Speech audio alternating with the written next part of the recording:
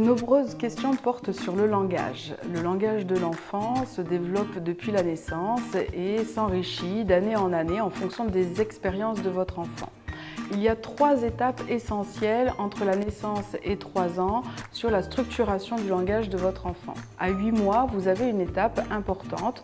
Alors 8 mois, plus ou moins quelques semaines, on se souvient que les âges ne doivent pas être fixés dans notre capacité à accompagner notre enfant et nos observations, mais vers 8 mois, on a cette phase de pointing. L'enfant va pointer un objet du doigt et solliciter l'attention du parent sur cet objet. Donc 8 mois, attention conjointe et pointage de l'enfant sur un objet précis. 1 an, c'est l'apparition des premiers mots, donc des mots qui ne sont pas forcément des mots très bien dits, mais toujours les mêmes pour le même objet et même en l'absence de l'objet.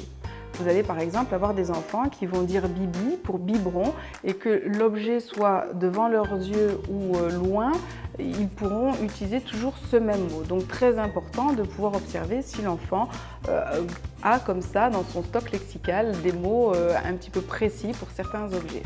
3 ans, nous avons l'apparition des phrases construites, toujours avec le bémol plus ou moins 3 ans, mais vraiment cet âge est très important à retenir.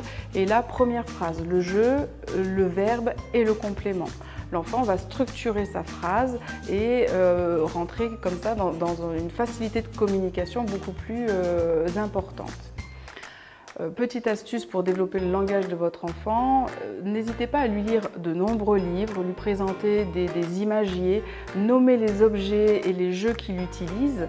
Par exemple, si vous lui proposez des figurines, des jeux de mise en scène, faites-le répéter et vous répétez régulièrement les mots, le chat, le tracteur, le chien, la poule, le coq, voilà. Et en insistant sur la prononciation pour que l'enfant mémorise comme ça de plus en plus de mots et puisse s'amuser avec tous ces objets qui l'entourent. Vous pouvez tout à fait le faire aussi quand vous mangez, nommer les légumes, nommer les objets. Vous allez enrichir son stock lexical, l'intéresser à la communication et au langage.